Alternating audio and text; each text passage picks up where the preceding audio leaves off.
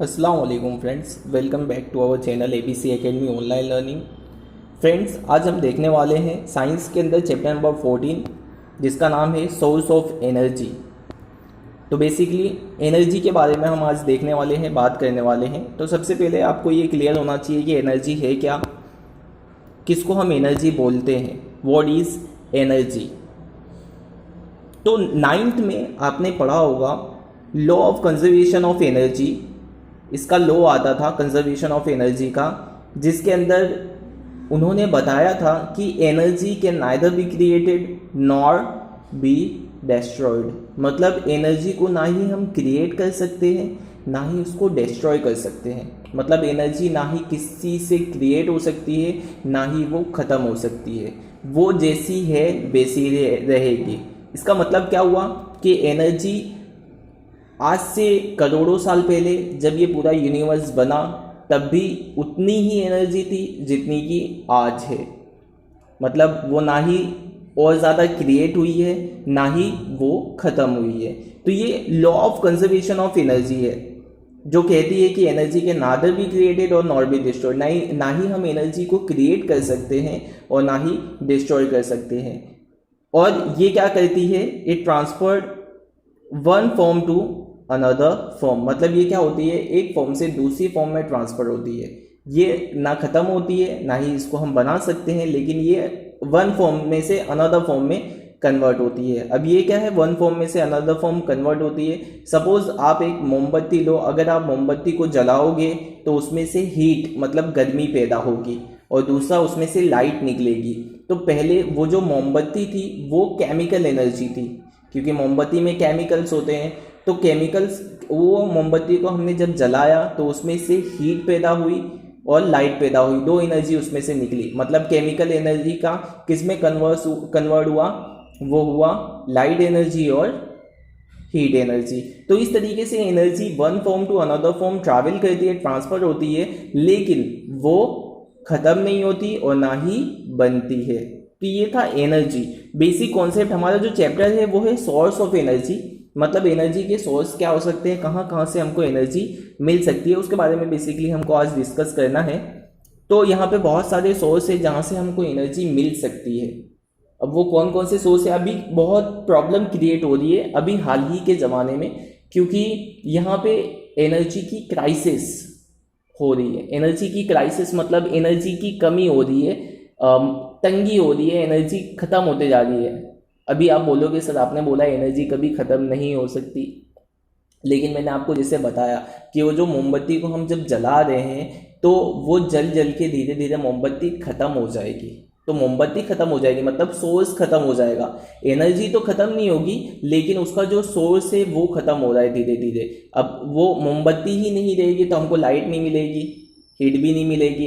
तो जो सोर्स है वो ख़त्म होते जा रहे हैं, एनर्जी ख़त्म नहीं हो सकती है, ये आपको याद रखना है। क्योंकि law of conservation of energy यही डिपिक्ट करता है कि energy can neither be created और नॉट बी डिस्ट्रॉयड। अब यहाँ पे सोर्स दिया है हमको, सोर्स ऑफ एनर्जी मतलब एनर्जी हमको कहाँ कहाँ से मिल सकती है।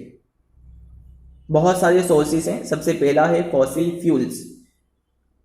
What is the mean by fossil fuels, मतलब जितने भी फ्यूल्स है जिससे हमको एनर्जी मिल सकती है, ईंधन जिसको बोलते हैं हम, पेट्रोल, डीजल, कैरोसिन, कोयल, बहुत सारे ऐसे फ्यूल्स हैं जिससे हमको एनर्जी मिल सकती है। दूसरा है थर्मल पावर प्लांट, इसके बारे में हम बात करेंगे आगे। फिर उसके बाद है हाइड्रो पावर प्लांट, फिर उसके बाद है solar energy, ocean energy, geothermal energy और न्यूक्लियर एनर्जी। ये सोर्सेस हैं, इन जरियों से यानी ये 7 जरियों से, ये 7 सोर्सेस से हम क्या कर सकते हैं, एनर्जी को ऑब्टेन कर सकते हैं, एनर्जी प्राप्त कर सकते हैं।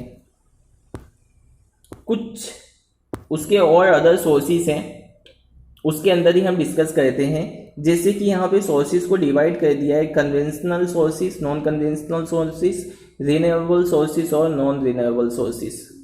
क्या है, कन्वेंशनल का मतलब होता है पारंपरिक, मतलब जो पुराने ज़माने से चलता आ रहा हो ऐसा सोर्स। नॉन कन्वेंशनल मतलब जो पुराने ज़माने से नहीं चलता आ रहा हो, मतलब नया नया अभी बना हो। रिन्यूएबल मतलब जिसको हम वापस से नया कर सके, मतलब उसको यूज़ करने के बाद वापस से हम उसको यूज़ कर सके, वापस से उसको यूज़ में ला सके, उसको रिन्यूएबल बोलेंगे। और नॉन रिन्यूएबल मतलब एक बार उसका यूज़ करने के बाद हम उसको वापस से यूज़ नहीं कर सके। ये चारों को अभी हम देखेंगे। सबसे पहले कन्वेंशनल सोर्सेज की बात करते हैं। तो कन्वेंशनल सोर्स इसको बोलेंगे फ्रेंड्स कि it meets a major portion of our energy requirement.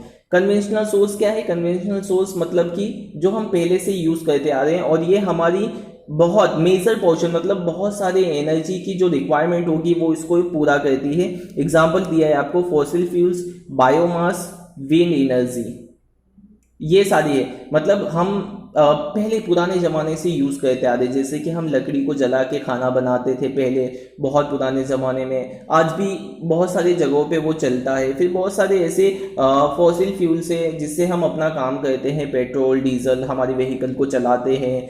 फिर हमारे जो घर में गैस है, एलपीजी, लिक्विफाइड पेट्रोलियम गैस, जिससे हम खाना बनाते हैं, ये बहुत पहले पुराने ज़माने से चलती आ रही है और इसका यूज़ हम आज भी करते हैं और ज़्यादातर हम इस पे ही डिपेंड करते हैं। हमारा पूरा जो लाइफ है वो इस पे ही डिपेंड करता है।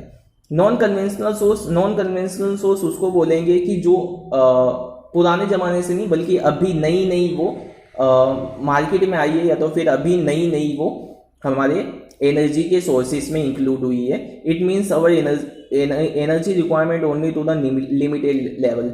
मतलब ये हमारी जो एनर्जी की रिक्वायरमेंट है उसको बहुत ही कम लेवल पे उसको पूरा करती है, कंप्लीट करती है। जैसे कि सोलर एनर्जी, सोलर मतलब जो सन की रेज से हम एनर्जी सोलर पैनल लगा के या तो फिर सोलर कुकर से हम एनर्जी यूज़ करते हैं वो। फिर tidal energy, geothermal energy, nuclear energy, ये कुछ ऐसे सोर्स है जिससे हम थोड़ा बहुत मतलब थोड़ा बहुत जहाँ पे काम चल जाता है हमारा, तो वहाँ पे इसका यूज़ करके हम अपनी एनर्जी की रिक्वायरमेंट को पूरी करते हैं।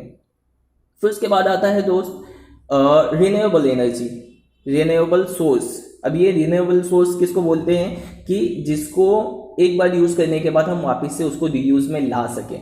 मतलब एक बार यूज़ करने के बाद उसको वापस से हम यूज़ कर सकें, उसको हम बोलते हैं रिन्यूएबल। तो it can be supplied continuously, मतलब ये क्या होता है, कंटिन्यूसली इसका सप्लाई होता है। एक बार हमने यूज़ कर लिया उसको वापस से यूज़ कर सकते, क्योंकि कुछ ऐसे चीज़ें हैं एनर्जी के सोर्सेज से जिसको हम वापस से यूज़ नहीं कर सकते। जैसे कि हमने एग्जाम्पल देखा फॉसिल फ्यूल्स का।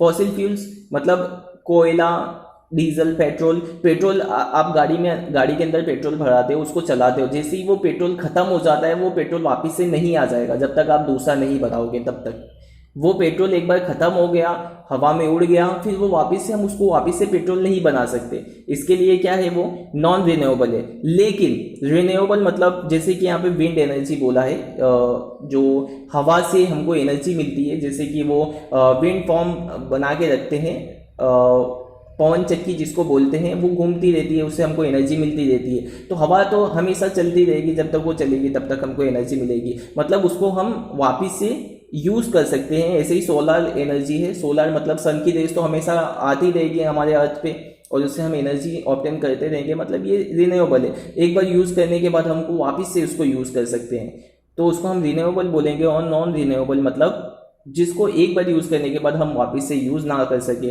बेस्ट एग्जांपल है इसका फॉसिल फ्यूल्स। फॉसिल फ्यूल्स मतलब वही पेट्रोल, डीजल, कोयल, ये सब, कैरोसिन, ये सब एक बार हम यूज़ कर सकते हैं, उसको वापस से यूज़ नहीं कर सकते क्योंकि वो जल जाता है या तो फिर ख़त्म हो जाता है।